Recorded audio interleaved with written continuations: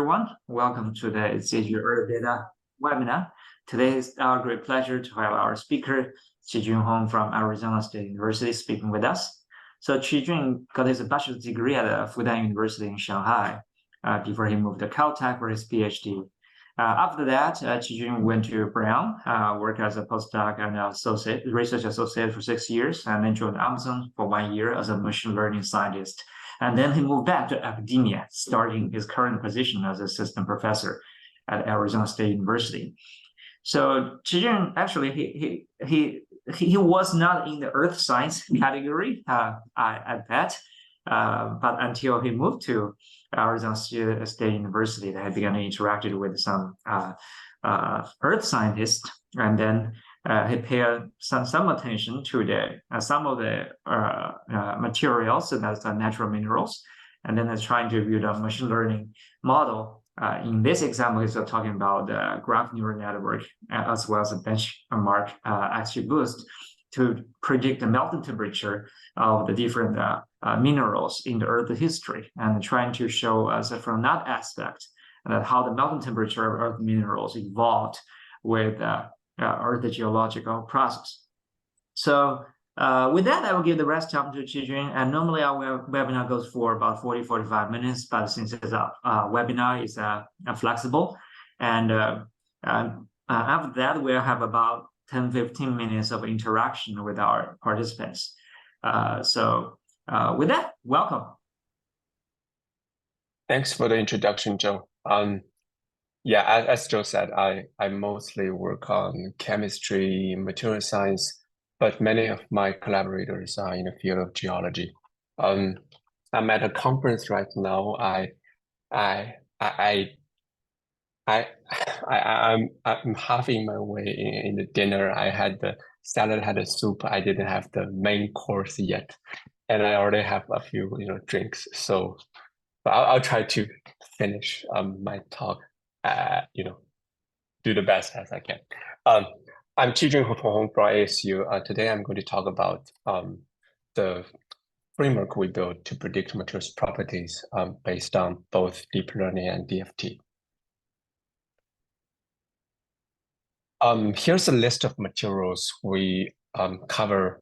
Melting temperature, volume, bulk modulus, we already built these models. Crystal structure, heat of fusion, fusion entropy, we have built these models, but we are working on further improve the performance. Then on thermal expansion coefficient, heat capacity, thermal conductivity, we plan to build these models in the future. We offer these models to you in the hope that they will be helpful to your research. So to see the uniqueness of my models, let's start with databases. Databases are now a critical part of research, and many of us use them on a daily basis. But let's start to think about the weakness of the databases. There are two of them, in my opinion. First, each database contains a finite number of discrete data points scattered in a chemical space. If we don't have the material, we don't have the data. Second, each data point stands alone as an isolated entity with errors and uncertainties. Through the process of fitting, errors are typically mitigated or reduced. Now imagine machine learning as the fitting of the data. We build deep learning models across the entire high-dimensional space. That's a whole piece of fitting of all the data. We then share these models with you. Our models have clear advantage. They are continuous, so we have the data for any chemical formula. And the value is determined collectively by the entire data set rather than a single data point. So our goal here is to predict materials properties, for example, melting temperature, based on the chemical formula. In other words, we need to find the fitting, the function, the mapping from chemical formula to melting temperature. To achieve this, we need to build a system of two components. The first is a machine learning model that maps chemical formula to melting temperature. And I'd like to point out two things. First, our model maps any chemical formula to melting temperature. So it allows us to explore the entire chemical space for any chemical formula. And second, chemical formula is the only input variable required by our model. We don't need energy, we don't need crystal structure, because for a random chemical formula, most likely we don't know its energy or crystal structure.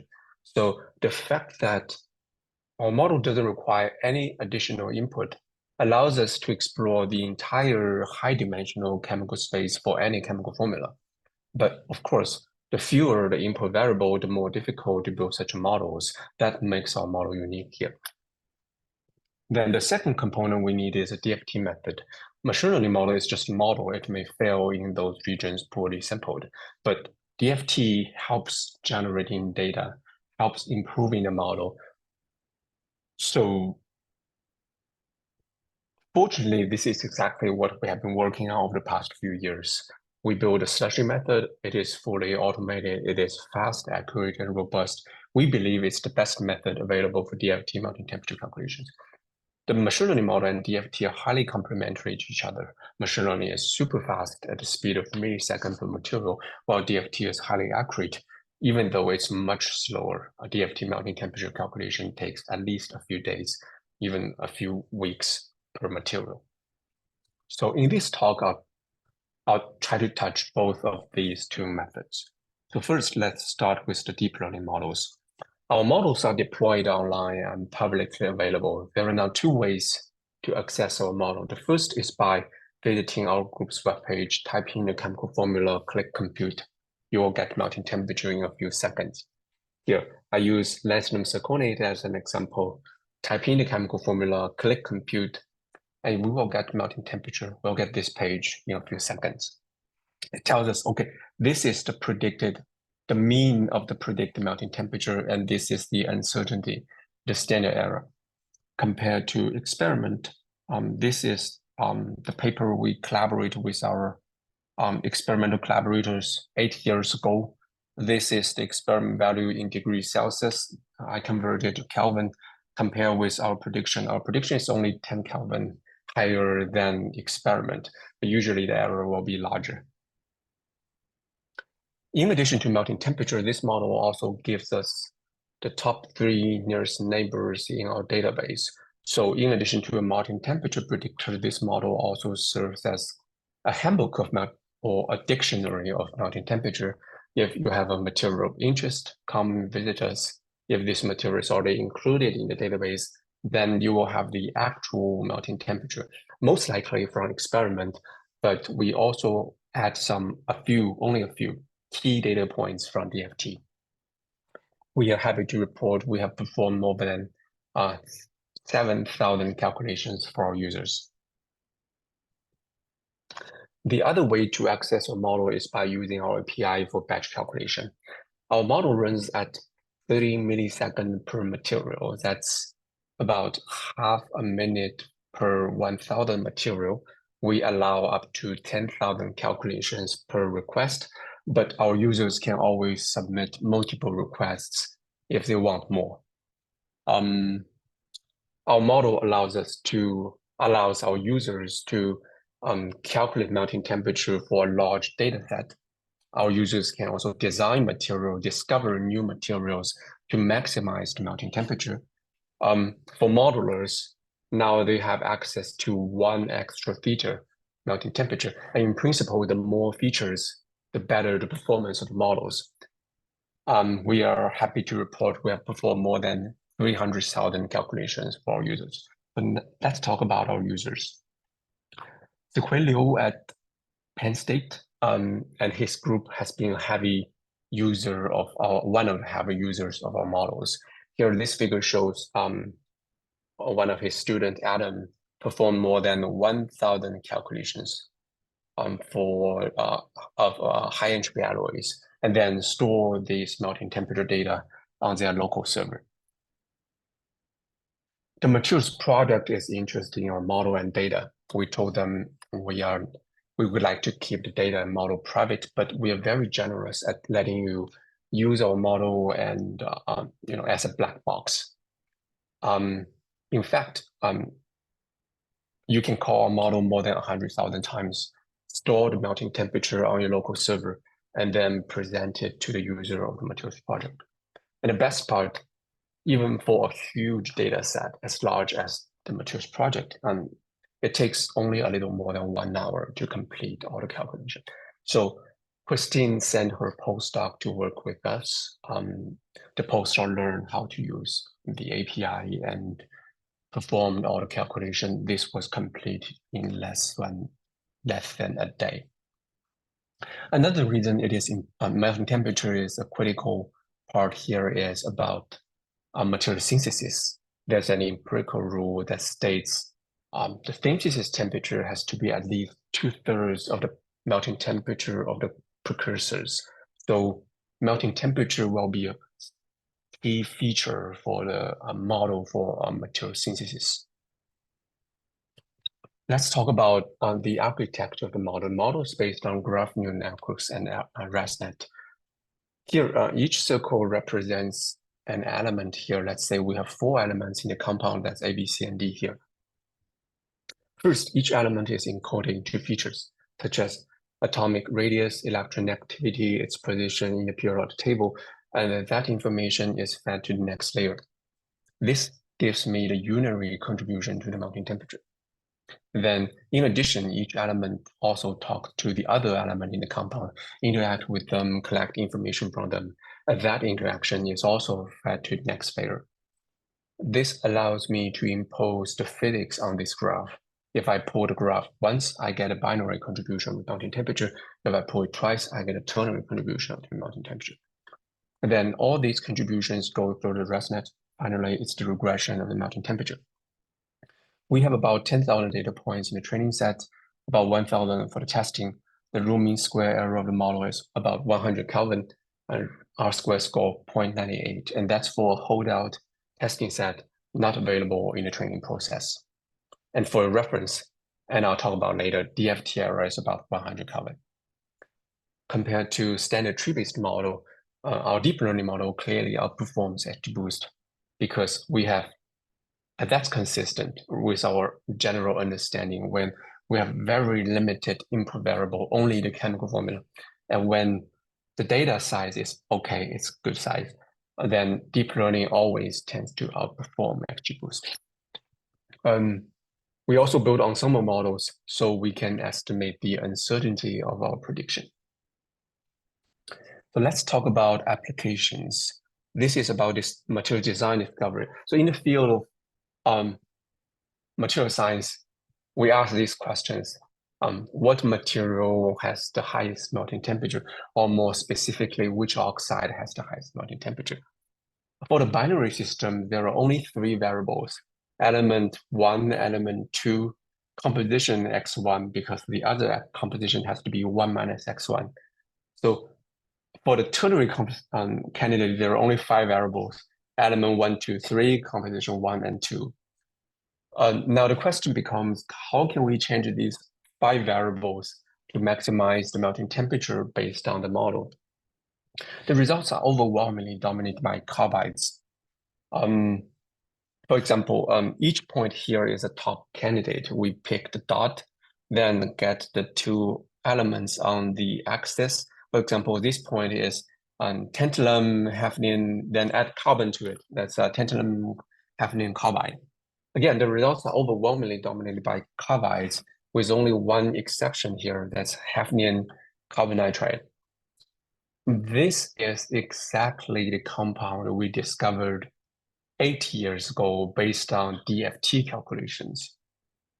But back then, we look at hafnium, tantalum, carbon, boron, nitrogen, all possible combinations. But here, deep learning tells us the story. And I'd like to point out the DFT melting temperatures are deliberately excluded from the training process to test the predictive power of this model. So once we add the DFT melting temperature into the data set, train a new model, we get iteration number 2. The model learns from the interaction between the non-elements, carbon and nitrogen. So now we see a lot more non-metal elements here. The next step is we calculate melting temperature based on DFT or experiment, then include all these data points into our data set, build a new model, then we'll have iteration number 3. Okay, so far we have example up to 3 elements, and this is about geology, geochemistry. So the second example is about geology. I'm not a geologist, my collaborators are, and they proposed this study. In the field of geology, you have very rigorous ways to define minerals. You name it. The chemical formula is usually well known. You also define the oldest known age. That's the first time these minerals appear in the history of the Earth. But the challenge is we didn't know melting temperature. Our model allows us to quickly calculate melting temperature for all these minerals. I like to point out with the API functionality we provided, now our users can perform the same calculation in less than 5 minutes. Step 1, go to this website and download the dataset. Step 2, use our API to run a calculation. There are about 5,000 minerals, which takes less than 3 minutes. So when we study relation between melting temperature and oldest known age, we have this plot. Starting from more than 4 billion years ago, that's about the age of the Earth, melting temperature slowly decreases. That's consistent with the Earth's cooling down. But we also see 2 anomalies here. The first is we see a sudden decrease of melting temperature and then increase. That overlaps with the late heavy bombardment event.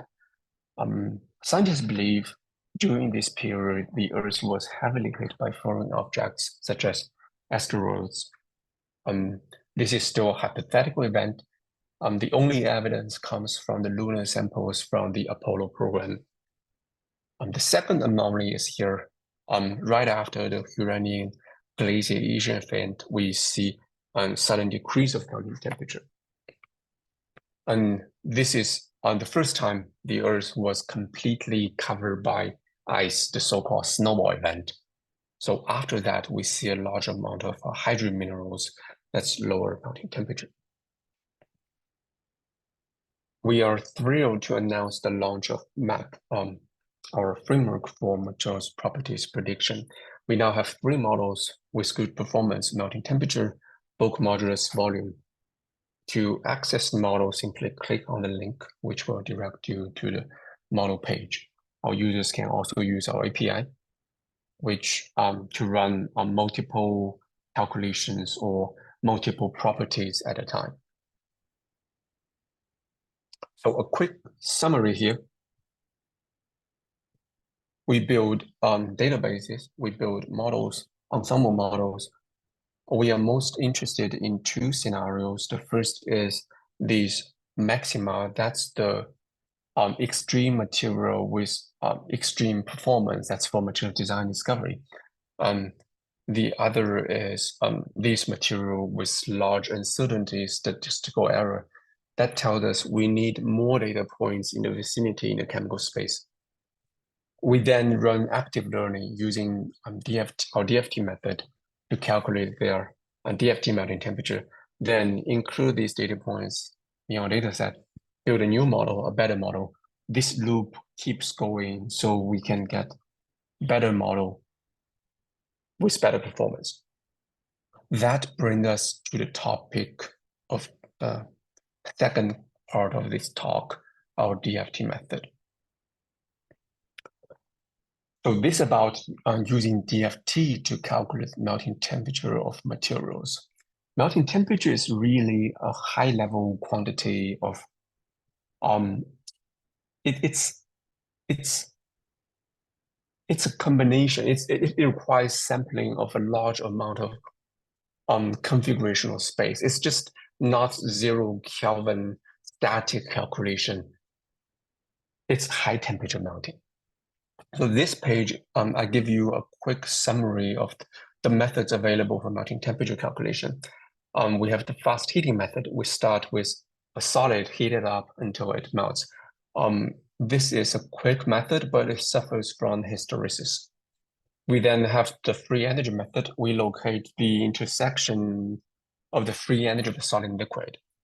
Then the challenge is to calculate the free energy of liquid, and it's very expensive. There are a few methods such as thermodynamic integration.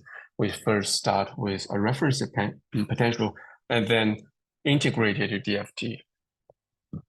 But that requires the reference potential. Also, this thermodynamic integration is very expensive. We have the two-phase thermodynamics method. We calculate the phonon density of states of the liquid, then partitions it into a solid and a gas. The problem is a liquid is not a sum of solid and gas, so this method is not very accurate. Then we have the Williams test particle insertion method. This method is also very expensive. It's very hard to find these low energy cavities and insert particle. Finally, we have the large size coexistence method. That's the gold standard method for melting temperature calculation, but it's large size coexistence, and DFT scales terribly with system size, so this method is very expensive. What we are looking for is a method that is both accurate and fast. That's why we derived the small size coexistence method. So let's start with the large size coexistence method. People look for stabilized solid liquid coexistence, and the corresponding temperature is the melting temperature. But the large system size, which is at least 1,000 atoms, and the long MD trajectory, 100 picosecond here, and that just makes DFT calculations too expensive. Our method runs solid liquid coexistence on a small cell. Here, this figure shows 16 MD duplicates, starting from half solid, half liquid. At this trial temperature, we will see 5 of them ending in pure liquid with higher enthalpy and disordered structure, while the rest 11 ending in pure solid. And then we can fit a melting temperature based on the statistical distribution of the solid liquid. And we can already tell these 5 are liquids, the rest are solids, and we can also tell it from the enthalpy. So I'll skip the details of the mathematical derivations. Our method is rigorously, the melting temperature is rigorously derived based on the statistical distribution of the solid liquid. In this figure, it shows some of the system we have tested so far with the constraint that we have experimental value to compare with. Many of our calculations are new materials. We just don't have any experiment value to compare. We have metals, phosphides, oxides, carbides, ionic materials, and also insulators. We usually achieve high accuracy within 100 Kelvin for DFT melting temperature calculation. At high temperature, our method tends to underestimate melting temperature. Computation is lower than experiment, but that's because of the underbinding nature of GGA PBE. So if we switch to a different functional that tends to overbind, then we have the lower and upper boundary of the melting temperature, and the experiment is in between, and I'll show you on the next slide. So next, let me show you a few real examples of our calculation. This is tungsten zirconate. It has a complex structure, so-called pyrochlore structure, 22 atoms in its primitive unit cell. Our success on such a material demonstrates our method is robust. We have PBE as the lower boundary. HSC always increases the melting temperature or correction. Then experiment is in between. Chromium tentonate, that's a oxygen-resistant scale, a protective layer formed at the surface of refractory high entropy alloy. The melting temperature helps understand the thermodynamic properties of this material. We also studied multi-component alloys. This material may replace rhenium in rocket engines. Last year, Mark Asta told me the company he's working with, they have already made this material and they're testing the performance. Then high pressure applications. So usually, especially for metals, we believe melting temperature increases indefinitely along with pressure. We know it's different for sodium. But turns out it's very different for many metals. For example, magnesium. If the temperature is sufficiently high, say 300 gigapascal, we start to see melting temperature decreases from my DFT calculation. Then for aluminum, well, the temperature will be 3,000 gigapascal, we will see melting temperature decrease. I would never expect someone to confirm it from experiment in the near future. I understand the experiment limit of pressure is 200, 300 gigapascal, but at least a few years from publication of this paper 2019, we see someone confirming it from computation. So in this work, the latest result was shown in red. Our calculation was in blue, green. So we see overall these two computation, both from DFT, they agree with each other. The largest discrepancy is here in the high temperature region. But if the authors further increase the size of their simulation supercell, we see the melting temperature gets closer to our calculation. Well, this is convincing evidence that our calculation is accurate. Finally, we use our method to study the materials with the highest melting temperature.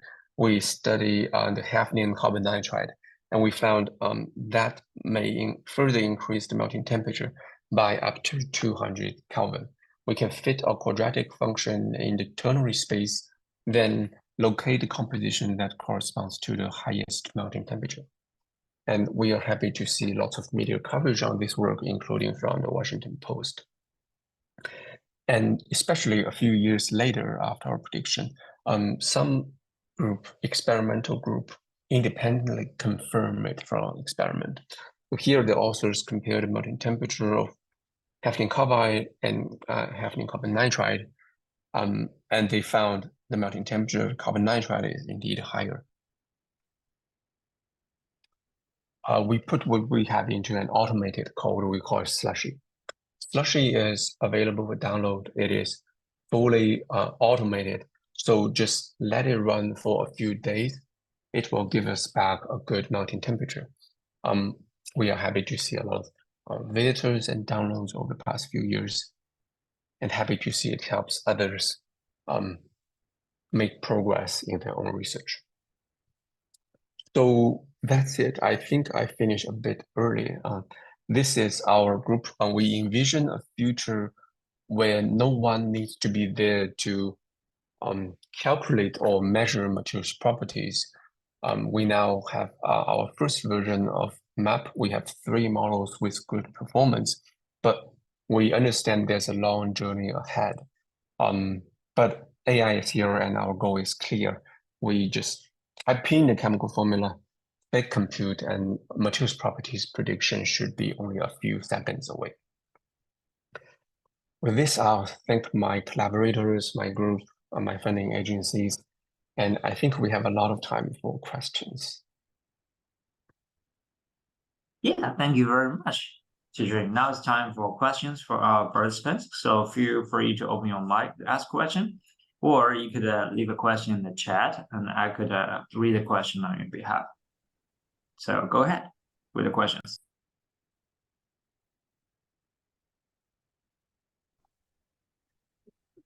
Hi, Qijun. Hi. Can you see me? Hi. Thank you for your talk. It was very clear. It's very interesting.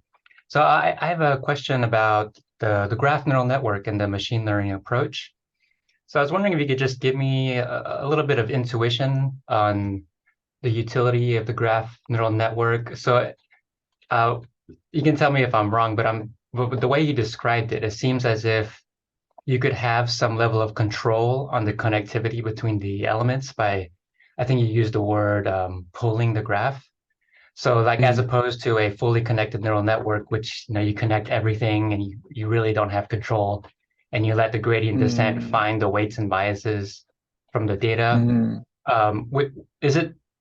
Is it that the graph neural network, you don't necessarily want all that connectivity, and so you restrict it to 2 and 3 at a time, and that helps improve the performance, or what is the actual benefit of using a graph neural network? Good question. First, there's some constraint we have to impose on this graph. That is called permutation invariance. So that is, if you put sodium chloride or you put sodium chloride and chloride sodium, we should have the same melting temperature, right? That's symmetry. So if you have a fully connected, because your feature vector will be, the first part is for sodium, the second part is from chloride, then if you have just the fully connected, the regular dense neural network, we won't have this symmetry. So in this graph, we have this symmetry. That's one reason. The second reason is this is an element graph. We don't have any, say, structure information in it. The benefit of an element graph is we only need to featureize or encode the elements. We don't need any other information from the compound. So that makes it a lot easier, universal for us. Yeah, I'll say one of the critical reason is the permutation invariance. Simply the dense, the regular fully connected neural network won't follow this constraint here. Right, that makes sense. And are you able to, do you have to explicitly encode permutation invariance, or is it built into the architecture? Well, it's built in. Oh, yeah. Okay. When That's they great. have the symmetry, it's already in it. Yeah. Oh, okay. Okay. Very cool. Thanks. And one other question. Yeah, here on this slide, let's see, the R squared RMSE on the temperature. What is, oh yeah, I have 100 Kelvin for your method. And what's a general uncertainty for the temperature measurement themselves? You mean the temperature measurement from experiment? Yes. For the database, we don't have any uncertainty. It really depends. So based on my collaborators, it's, well, say if we want, it depends on the temperature. If we want to measure the melting temperature of water, we can be super accurate, right?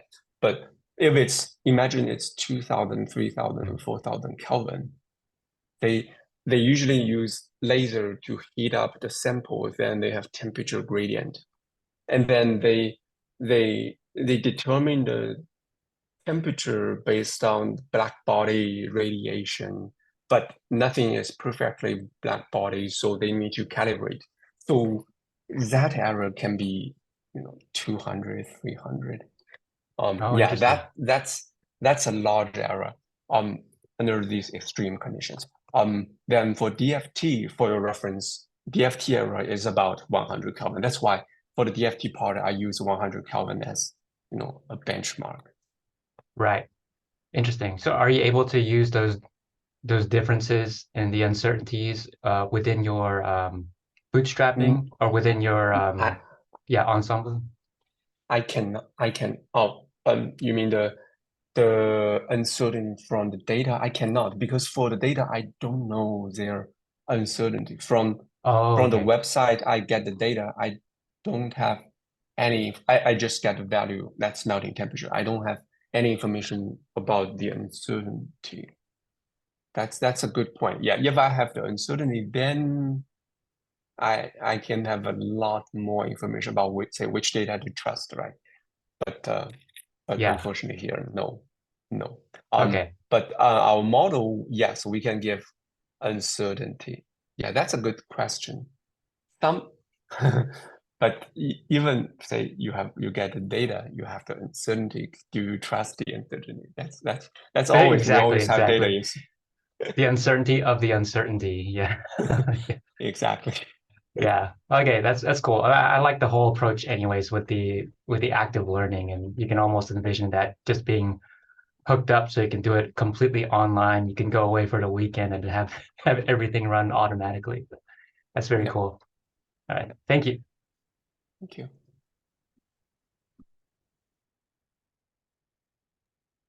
Okay, next question, please.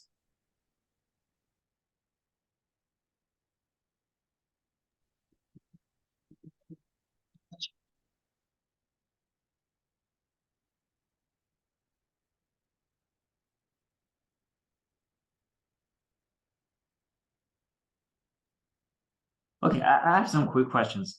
So, in your paper, I think you mentioned about, let's say, with the, including what they show in this slide, that you have the users can input up to 4 elements. So, what's the maximum elements that we can put in for prediction of the future? Yeah, that's a good question. Because I have graph, I have a certain limit on the number of graph. So we have different versions of the model. The most popular model is we have a limit of 4 elements. That's the model we show here. But we also create a model for certain users who want more elements. For example, for this one, that's a model for up to 6 elements. So you can put a chemical formula 1, 2, 3, 4, 5, 6, any number that should be fine. But actually, you can even put 7. Just the last element won't be considered. That's the limit of this model at this moment. Yeah, we have a model. So model version 2.0, that will be a model for up to 4 elements, but 2.1 that accepts 6 elements. Yeah, I understand for minerals, for high entropy alloy, users prefer even more elements. But the caveat is, because we have a more complex architecture, so that model tends to overfit. So the performance of a 6-element model is not as good as the 4-element model, even though that it accepts more elements. So that's the caveat. Well, why? Why? Could you give more explanation? Because you have 6 elements. There are 2 reasons, I would say. You have 6 elements, your architecture is more complex, and complex architectures tend to overfit. That's the first reason. The second reason is, so say in our training set, we have a data point with only 2 elements, but our graph is 4 elements. So the other 2 elements, we put vacancy or just -1 to represent that. And that can add some noise to our training.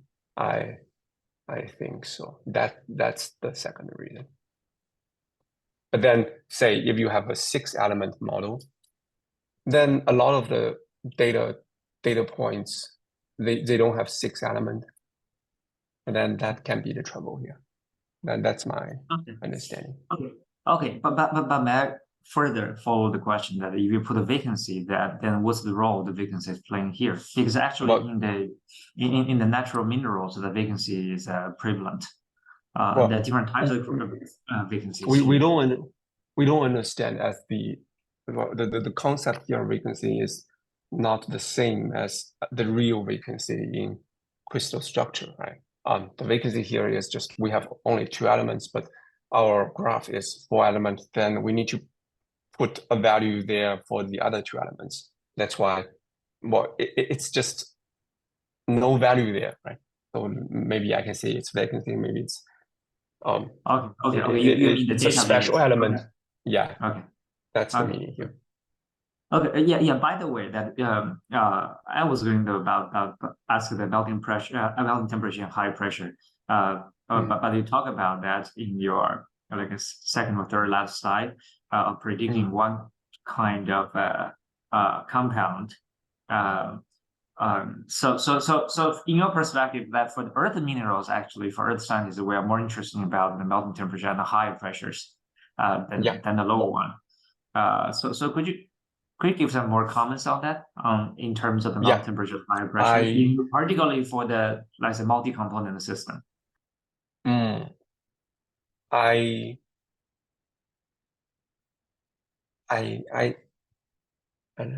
see.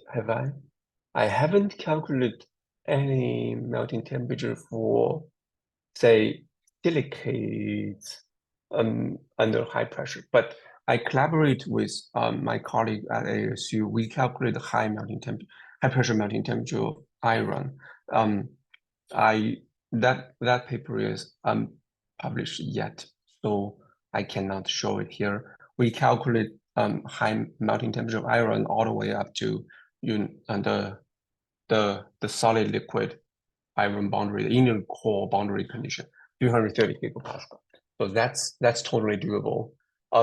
Unfortunately for DFT, right, it's very different than experiment and computation. For experiment, say for these people to reach 200, 300 gigapascal, it's so hard.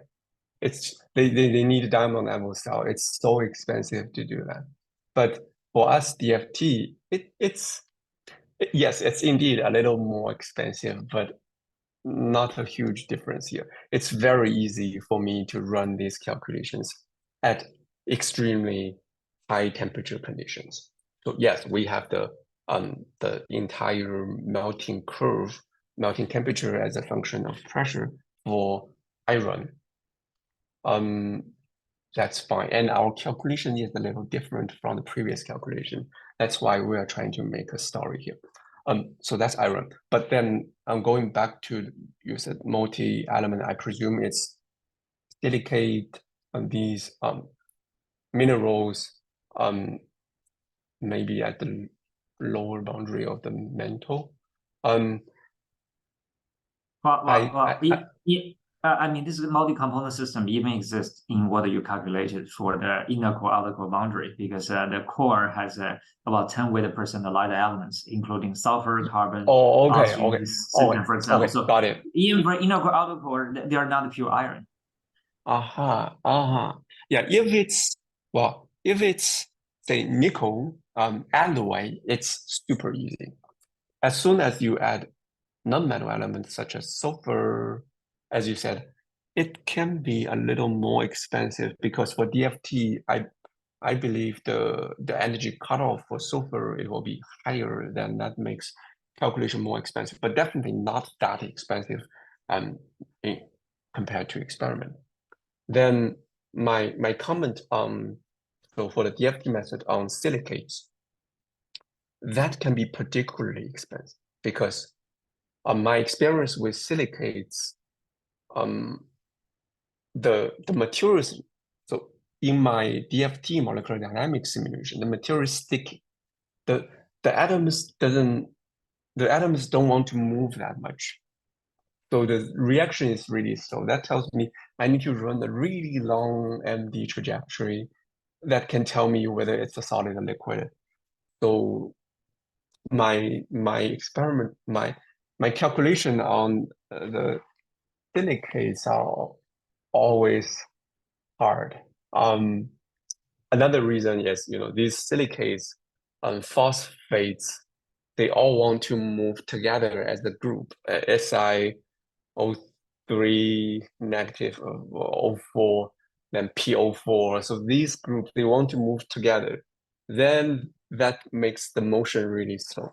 So that if we want to calculate the melting temperature of these materials, it can be a little harder, but I've heard other people in Europe, they use our package to calculate melting temperature of this material. Yeah, it's doable, but I would say it will be much more expensive than metals, alloys.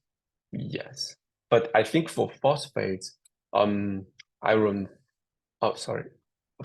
phosphide, right? Iron phosphide, it should be relatively easy. Okay, thank you. Next question, please. Hi, Dr. Hong. Thanks for your talk. I have one more quick question.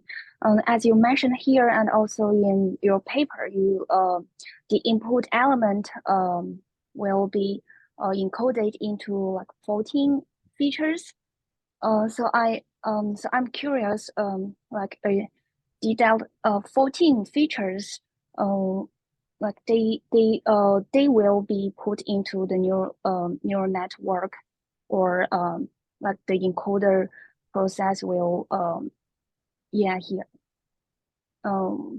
will happen during the neural network. Good question. I didn't show much detail the graph here, but my student and I are working on the map paper. He generated a few plots that tells us the deeper the detailed architecture of this model. So the 14 elements. So each element. So here, as soon as here, they are encoded into the 14 elements. Then these 14 features. These 14 features goes to the next layer. Then through their interaction, these 14 features interact, right? So basically we concatenate these 14 features, let it go through. So each line here, it's a dense layer, say. And then that interaction goes to the contribution to the next layer. So that's how it works. Wait for the next paper. I think I put it here. Yeah, that paper. It's already on archive, so you can find the detailed architecture there. Okay, thanks. Okay, do we have more questions from our participants today?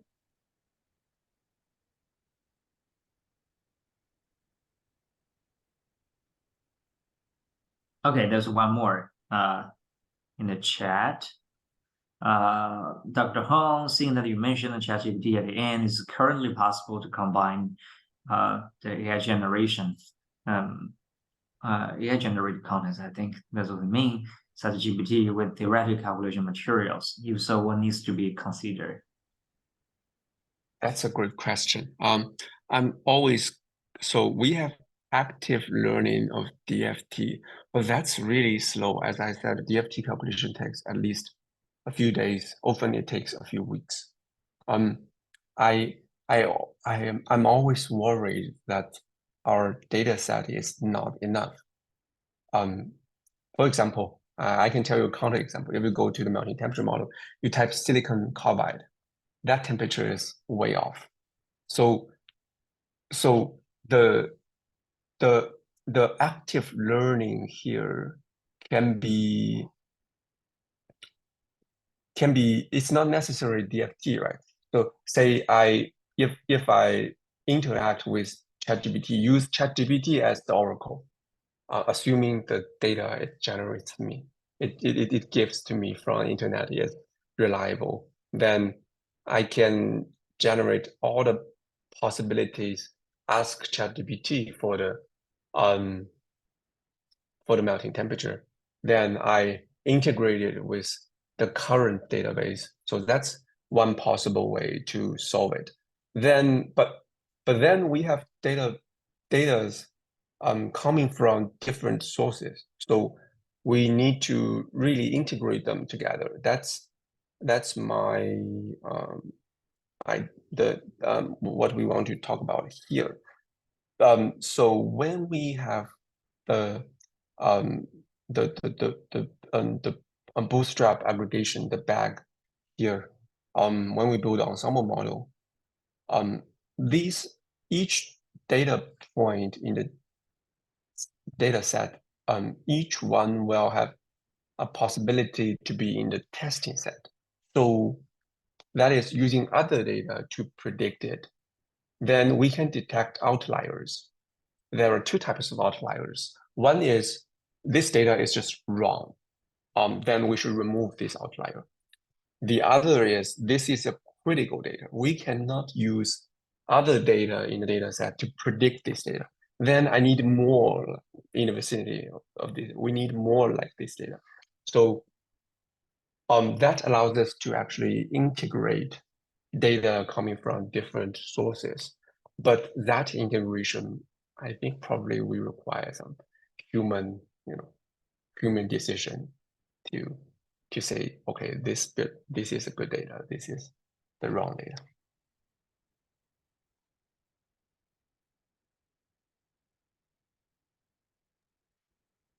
Okay, I think it's a good webinar, and we can let our speaker go back to his main course. Thanks for the invitation. And with more drinks. Okay, thank you very much for your talk, Dr. Hong, and thanks everyone for your participation. So have a good day, everyone. Have a good evening. Bye-bye. Bye.